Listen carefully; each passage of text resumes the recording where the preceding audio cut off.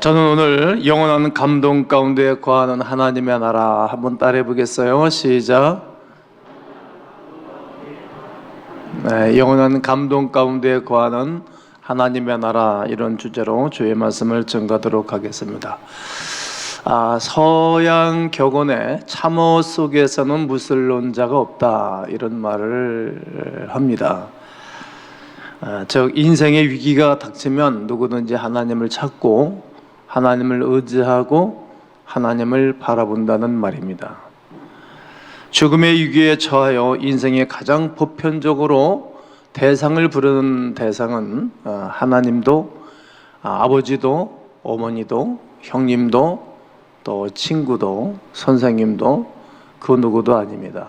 반드시 인생의 위기가 닥치면 하나님을 부르게 됩니다. 찾습니다. 제 친구 중에 군 장교로 제대를 한 친구가 있는데, 제가 신학을 할 때 학교를 갔다 오는데 하살이라는 동네가 우리 하성을 가다 보면 나옵니다. 거기서 친구가 차를 타는 거예요. 안면에 있는데 중학교를 동창인데 참 오랜만에 만난 거죠. 긴 것 같은데 안 긴 것 같은데 그 친구도 교회를 까뚱까뚱하고 버스가 내릴 때 같이 내려서 얘기했더니 바로 동창이었어요. 그러면서 이제 그 친구랑 이런저런 얘기를 참 하시면서 얘기하는데, 공수부대 중대장을 할 때인데 다음날 점프하는 날이면 비행기에서 그냥 뛰어내리는 거잖아요. 모든 막사가 조용하다는 거예요. 사고가 안 난대요. 루프를 달고 뛰기 때문에 낙하산이 거기다가 100%에 가깝게 펴진대요. 그런데 천에 하나 만에 하나 낙하산이 안 펴질 때가 있답니다. 그럼 뭐 죽음이죠. 그래, 병사들이 술도 안 먹고 조용하다는 거예요. 뛰어내릴 때 하나님 찾는다는 거예요. 무신론자이고 하나님을 안 섬기지만 하나님께 기도하고 하나님의 이름을 부르고 뛰어내린다는 거예요. 잊혀지질 않아요. 내가 그 친구한테 그랬어요. 이름이 조희영인데, 희영아, 야, 불을 하나님 앞에 기도해서 응답되는 게 아니고 예수님의 이름으로 기도해 응답된다라고. 지금도 그 주고받은 이야기가 잊혀지지를 않습니다. 그런 의미에서 위기는 오히려 인생들에게 하나님을 찾고 또 내 영혼이 구원을 받을 수 있는 좋은 기회가 주어지는 것입니다. 아마 여러분들도 경험해 보았던 사건들이고 또 내가 고백할 수 있는 신앙의 고백이기도 할 것입니다. 물론 어떤 사람들은 끝까지 부인하고 하나님을 저주하다가 인생을 끝마치는 가엾은 사람들도 있습니다. 우리는 두 가지 유형의 대조적인 케이스를 오늘 십자가에 달려 돌아가시기 전 양옆에서 두 사람의 죽음을 바라보면서 두 사람의 구원과 그리고 구원받지 못함을 찾아볼 수 있습니다. 예수님께서 십자가에 달렸을 때 두 행악자도 함께 십자가에 매달렸습니다. 그런데 한 강도는 옆에 계신 분이 자기를 구원할 수 있는 메시아 그리스도임을 깨달았습니다. 그리고 예수님께 호소하여 구원의 약속을 받는 아름다운 장면입니다. 이르되 예수여, 당신의 나라에 임하실 때 나를 기억하소서. 당신이 이제 죽음을 지나 하나님 나라가 임하게 되어지면 나 옆에 있는 이 행악자를 꼭 기억해 주십시오 라고 간구하고 부탁하였습니다. 예수님이 대답하는 것입니다. 내가 진실로 네게 이르노니 네가 나와 함께 낙원에 있을 것이라고 말씀하셨습니다. 그러나 한 강도는 끝까지 예수님을 비웃고 조롱하며 죽어갔습니다. 오늘 본문 39절을 다 함께 한번 읽겠습니다. 달린 행악자 중 하나는 비방하여 이르되 네가 그리스도가 아니냐? 너와 우리를 구원하라 하되. 그의 반응은 표현할 수 없는 단어가 있다면 이것입니다. 비웃음 그리고 비방이었습니다. 인간이 마음과 생각을 잘못 가지면 끝까지 악할 수 있다라는 것을 우리가 교훈을 삼을 수 있습니다. 끝까지 비본과 조롱하는 자리에 이 한 강도 행악자는 선 것입니다. 끝까지 악한 자는 구원받는 기회를 잃어버렸습니다. 두 사람의 반응이 얼마나 대조적으로 우리에게 찾아오고 교육하고 있는지 모릅니다. 무엇이 그들의 차이를 만들었습니까? 오늘 우리는 구원을 약속받은 강도에게 특별한 관심을 갖기를 원하는 것입니다. 우리는 극적인 회심에서 그 무엇보다도 중요하고 소중한 구원의 진리를 배울 수 있어야 합니다. 우리는 인류 역사상 가장 드라마틱한 영혼 구원의 사건을 통해서 구원의 길과 구원의 조건을 찾아보면서 은혜를 나누고자 합니다. 구원의 조건은 무엇입니까?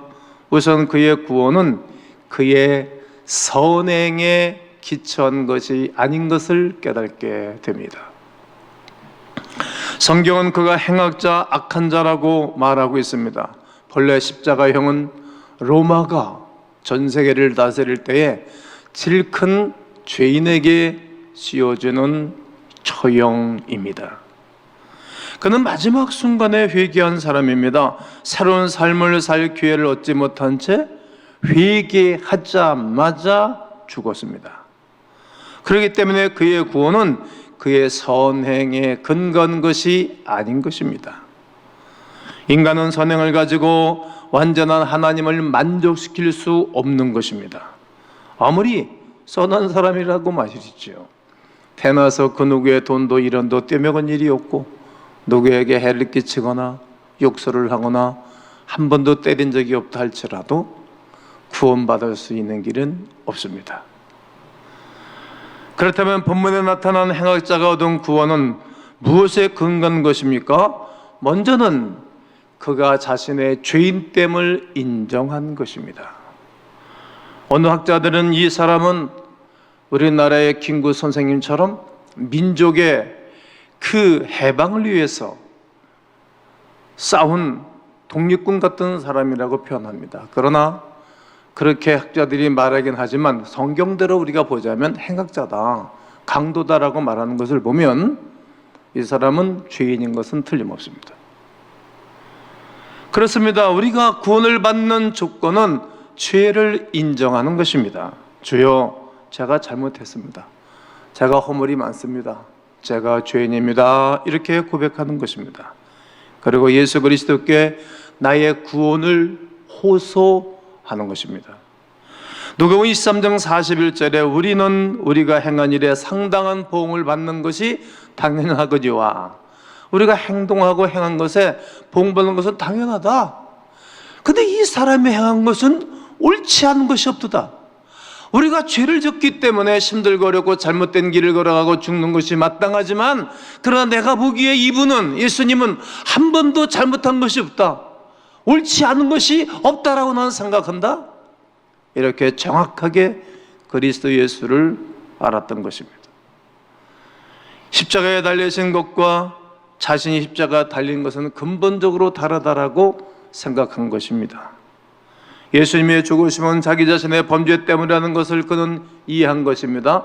고백한 것입니다. 하지만 자신은 자신의 죄로 이렇게 죽는 것이 마땅하고 당연하다라고 그는 고백한 것입니다. 성경은 죄를 인정하고 자복하고 회개해야만이 용서에 이른다라고 기록합니다. 만일 우리가 우리 죄를 자백하고 고백하면 저는 미쁘시고 어려워서 우리 죄를 사하시고 우리를 모든 불의에서 깨끗게 한다라고 말씀합니다. 시편 30편 5절에도 내가 이르기를 내 허물을 여호와께 자복하리라 하고 나의 죄악과 부끄러움을 하나님께 자복하고 주께 내 죄를 아뢰고 내 죄를 숨기지 아니하였더니, 자기가 알아요. 자기 속사람의 죄를 지은 것도 알고 환경에 지은 죄도 압니다. 그것을 누구에게? 사람들한테 고백할 수도 있겠지만 하나님께 고백하고 자백하고 숨기지 아니했더니 우리 주께서 내 죄악을 사하셨노라고 고백하는 것입니다. 그렇습니다. 우리 죄를 인정하고 자백하는 순간 구원의 역사가 일어나기 시작하는 것입니다. 죄악을 고백하고 자백하면 우리의 속사람 내 마음이 움직이기를 시작하십니다. 우리가 다 영적인 고백을 할 수 있고 경험했던 바 아닙니까? 본문에 회개한 강도가 고백하기를 당신의 날에 이르거든 나를 기억해 주십시오, 이렇게 고백하게 되는 것입니다. 십자가 달리신 예수님을 하나님의 아들, 인류의 구원과 심판을 위해 번냄받은 메시아 구세주로 이는 믿은 것입니다. 메시아이시며 그리스도이신 예수님께 자신의 구원을 요청한 것입니다. 이 강도는 주의 이름을 부르는 것입니다. 사도행전에서 주의 이름을 부르는 자는 구원을 얻으리로다, 이 고백이 이루어진 것입니다. 예수님 이름의 의미는 구원자입니다. 사도행전 4장 12절을 다 함께 한번 읽겠습니다. 다른 이로서는 구원을 받을 수 없나니 천하 인간의 구원을 받을 만한 이름을 우리에게 주신 일이 없음이라 하였더라. 아마 어떤 분은 악행을 행한 강도에게 그런 용서, 그런 구원이 필요해서 외쳤다라고 말할 수도 있을 것입니다. 아닙니다. 비교적 양심적인 인생을 살아온 나에게 그런 구원이 필요하느냐고 말할지도 모릅니다. 그러나 사랑도 여러분, 성경은 악행에서 자유로운 사람, 죄에서 자유로운 사람은 한 사람도 없다고 우리에게 가르칩니다. 어느 서영부자가 임종 자리에서 자기를 평생도록 건강을 책임져 주셨던 주치의와 자기 재산을 관리해 줬던 변호사 두 사람을 보내달라고 그랬습니다. 그랬더니 그의 가족들이, 아니 아버지, 아니 삼촌, 아니 회장님, 이 자리에서 변호사가 뭐 필요 있고 또 의사 주치의를 왜 부릅니까? 그랬더니 이 노인이 한 얘기가, 내가 두 강도 틈에서 죽고 싶다 그랬다는 거예요. 평생토록 자기 주치의한테 돈 억수로 많이 줬다는 얘기고, 자기 재산을 관리해주고 그랬던 변호사에게, 허가 난 변호사에게 돈을 억수로 많이 줬다는 이야기입니다. 의사와 변호사에게 너무 많은 돈을 쓴 것을 풍자한 유모입니다. 그러나 이 유모는 어떤 고상한 직업도, 어떤 고상한 일을 한 인생도, 죄에서 자유로운 인생은 한 사람도 없다라는 것을 우리에게 말하고 있습니다. 로마서 3장 10절과 23절에 기록된 바 의인은 없느냐, 하나도 없다고 분명히 말했고, 모든 사람이 죄를 범하였으며 하나님의 영광이 이를 자가 하나도 없다라고 말씀하고 계십니다. 성경은 의인이 하나도 없다, 모든 이가 죄를 범하였다, 의인이나 성자라는 말은 모두 상대적인 표현일 뿐, 죄에서 자유로운 사람은 그 누구도 없는 것입니다. 어떤 것이 죄입니까? 예수님 안 믿는 것이 가장 큰 죄입니다. 이 땅의 주인이 예수님이신데, 이 땅의 왕이 예수님이신데 왕을 따르지 않는 것이 큰 죄 아니겠어요? 그리고 에덴 동산의 아담과 지은 원죄, 그리고 내가 지은 자범죄, 로마서 1장에서 많은 사람들이 하나님을 그 마음에 두기를 싫어하고 정욕대로 마음을 쓰고 몸을 쓰고 서로 몸을 욕되게 하고, 그리고 하나님을 진리를 거짓 것으로 바꾸어서 피조물을 조물주보다도 섬기고, 순리대로 남자와 여자를 쓰지 아니하고 더러운데 내버려뒀다. 하나님을 날 때 영화롭게 하지 아니하고 하나님 앞에 감사하지 않는 것이 죄인 것입니다. 이게 자범죄인 것입니다. 이런 것이 다 죄라는 것입니다. 조상죄, 출애굽기 20장의 조상죄, 조상들이 지은 죄를 우리가 먹는 거예요. 대신 회개해야 되는 것입니다. 예수 그리스도만이 구원자, 예수 그리스도만이 구원자인 것을 고백하는 것입니다. 믿는 자는 그를 영접함으로 구원의 은총을 누리게 되는 것입니다. 난 여러분, 이 죄악을 하나님 앞에 고백하고 낱낱이 쏟아놓으면서 죄 용서를 받으시고 구원의 큰 역사에 동참하기를 주의 이름으로 축복합니다. 축복합니다. 구원의 결과는 무엇입니까? 구원의 결과는 두 가지 삶을 주십니다. 하나는 낙곤이라는 새로운 삶을 주시는입니다. 이게 약속입니다. 또 하나는 주님과 함께하는 삶입니다. 천국의 진정한 낙원인 것은 죄와 고통의 문제가 해결되었기 때문입니다. 성경이 말하는 천국, 온전한 하나님의 나라는 어떠한 것입니까? 우리 한번 성경을 읽겠습니다. 계시록 21장 4절 읽습니다. 시작.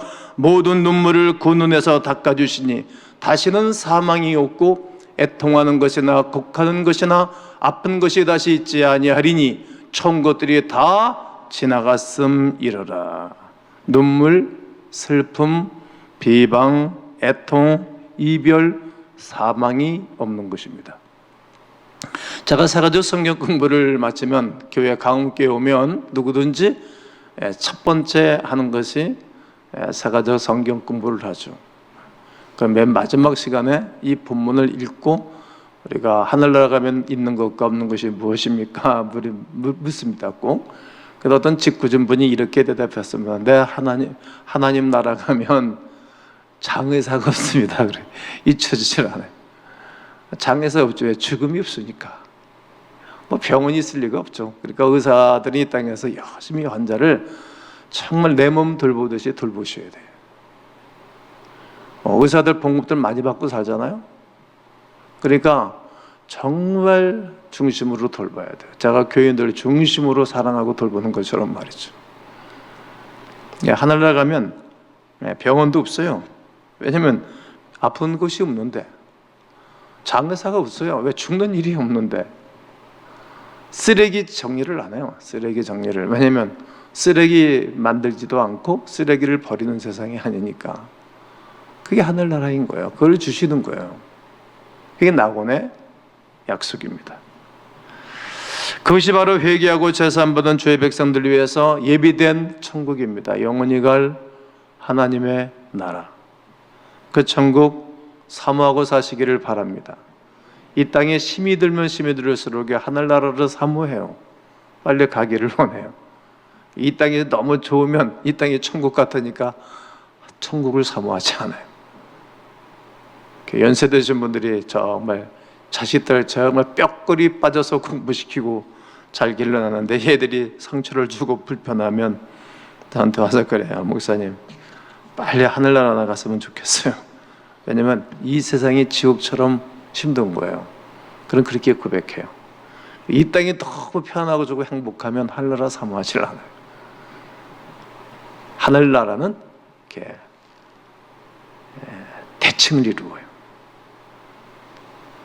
그 천국을 우리가 사모하고 사는 것입니다.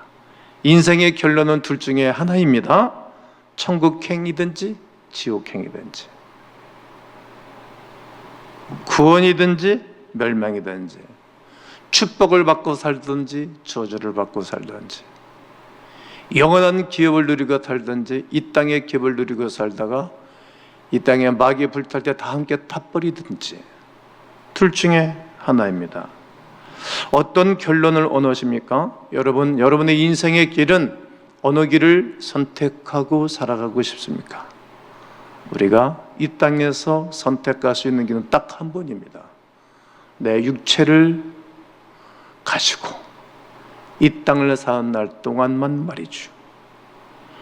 구원은 하나님의 나라 소망을 이루는 유일한 길입니다. 구원받은 사람만이 하늘나라 소망하고 하늘나라 위에서 살아갑니다. 인간의 역사는 낙원을 찾는 역사였습니다. 그것은 유토피아라고 말했습니다. 그러나 흥미로운 사실이 있습니다. 유토피아 이 단어가 없다 이런 뜻이고, 토포스 이 말은 장소라는 말입니다. 합성을 하면 유토피아는 없다. 어디에? 이 땅에는 낙원이 없다는 거예요. 없다 이런 뜻이에요. 그래서 예수님은 영원한 하나님 나라를 예비해 두신 것입니다. 내 아버지 집에 거할 곳이 많도다. 그렇다면 너희에게 일렀으리라.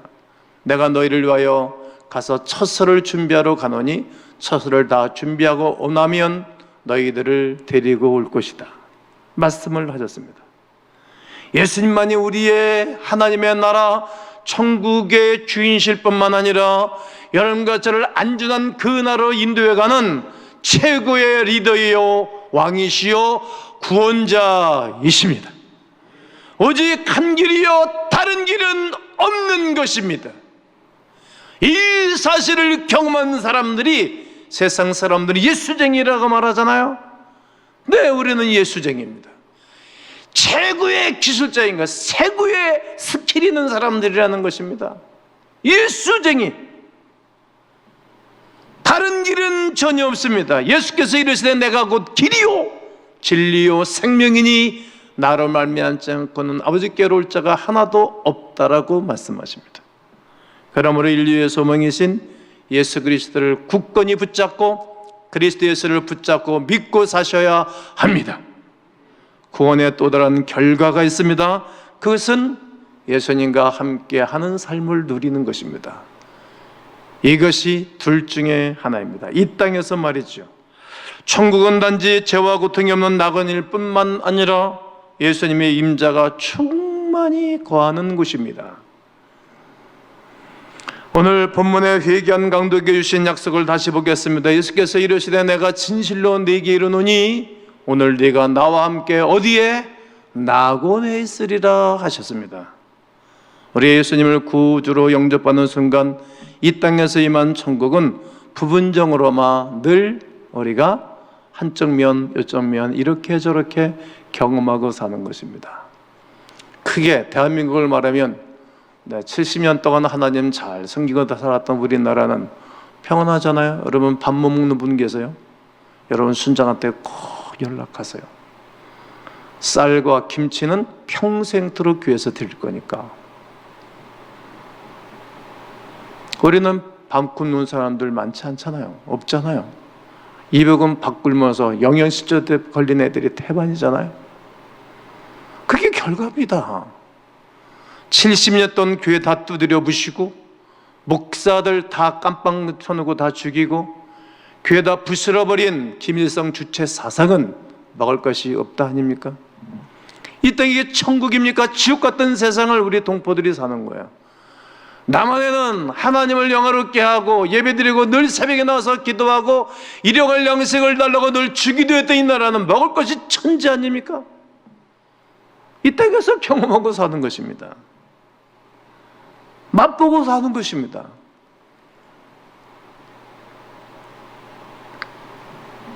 마음을 열어주는 101가지 이야기에 이런 이야기가 실려 있습니다. 어떤 크리스천 부부가 늘 가정 예배를 드리면서 정말 우리 집안이 천국이 됐구나. 아이고, 우리 새 살림 시작할 때 반지에서 세상을 시작하고 세금 나올 때 돈도 제대로 받지 못하고 아버지가 가난하니까 다 그렇게 자수성가한 사람들 아니에요? 우리 교회 자수성가한 분들이 태반이죠. 지방에서 꿈을 가지고 상경에서 고생하고 잠 못 자고 힘들고 무시당하고 그때마다 교회 가서 기도하고 은혜 받고 그러면서 살면서 지나간 일들이 주마등처럼 느껴지면서 너희가 저 강 건너에서 다른 신을 섬겼을 때와 지금 너와를 경외하면서 너희들이 한번 생각해봐라. 그런 너희들이 한번 선택해라. 이렇게 여호수아가 설교한 것처럼 말이죠. 그랬더니 그 설교를 듣고 가만히 생각해 보니까 하나님 우리에게 주신 천국의 축복이 너무 많아서 나와 내 집은 여호와만 섬기겠노라 이렇게 고백하잖아요. 이게 알아지고 깨달아지니까 천국을 이 땅에서 겸하고 사는 게 너무 감사하잖아요. 그래서 이 부인이 믿음이 항상 더 집안마다 좋으니까 하나님께 가정 예배를 드리면서 기도할 때 하나님, 우리 가정이 천국이 임한 것을 감사합니다. 근데 이 감사 기도를 하고 부부가 그래, 이 천국의 기쁨을, 천국의 이 축복을 누군가에게 좀 나눠야 되겠다, 그런 생각 부부가 딱 들은 거예요.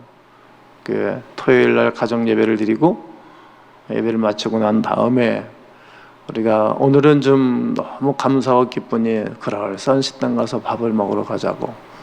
그 그럴싸한 식당 가서 밥을 먹고 둘이서 행복을 느끼며 밥을 먹는데 탭을 건너에 어떤 한 여인이 혼자 와서 슬프고 외롭게 밥을 먹는 것을 보였어요. 그 부부가 우리가 오늘은 저 사람에게 천국의 기쁨을 맛보게 하고 건네주자. 그러고 얼른 가가지고 자기네 식비에 하고 그 여인의 홀로 와서 밥 먹는 그 여인의 식비를 내줬어요. 그리고 이렇게 메모를 했어요. 우리에게는 하늘나라가 임해서 그 하늘나라의 기쁨이 우리에게 있는데 우리가 예수 믿는 사람으로서 천국을 나누고 싶어서 당신에게 오늘 식사를 제공하노라고 그런 메모를 해주고 거기다가 줬어요.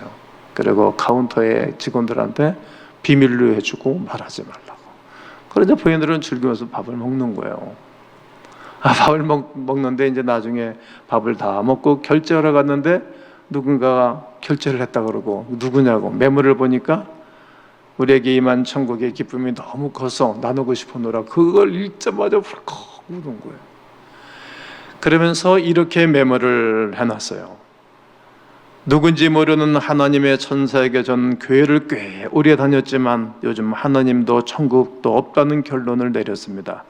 저는 우울증으로 고생하다 남편에게 버름받은 후 세상을 떠나기로 결심했습니다. 오늘 마지막으로 근사한 식당에서 식사를 하고 세상을 떠나려 했는데 전 여기서 다시 하나님을 만났습니다.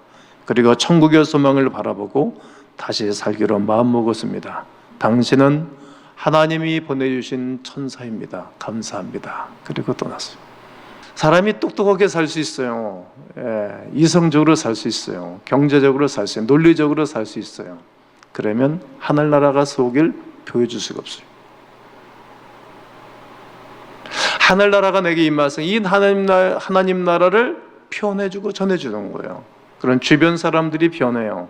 내 주변이 점점 하나님의 나라 의인들이 둘러치는 것은 잘 살고 있는 것이고 점점 이상한 사람들이 나한테 붙기 시작하면 잘못 사는 거예요. 다윗이 그런 고백하잖아요. 의인들이 둘러치리로다. 예수님은 마지막 돌아가시면서까지 행악자, 악한 자, 그리고 이 강도에게 복음을 전해줘요. 마지막에 이 사람은 복이 있었어요. 마지막 인생을 평생도록 엉망으로 살았을지라도 마지막에 주 예수 그리스도를 믿고 내가 낙원에 함께 있을 것이라 천국의 소망을, 천국의 선물을 받았어요. 한편에 있는 사람은 끝까지 악해도 이렇게 악할 수 있을까? 비방과 비웃음을 가지고 끝까지 구원에 동참하지를 못해요. 성도 여러분, 나는 여러분과 제가 마음이 열려져 있어 그리스도의 거룩한 구원의 은총을 누리고 이 천국을 전해주면서 이 땅을 사시고 영원한 감동 가운데 살아가는 하나님의 나라가 여러분 가운데 임재하기를 주 예수의 이름으로 축원합니다.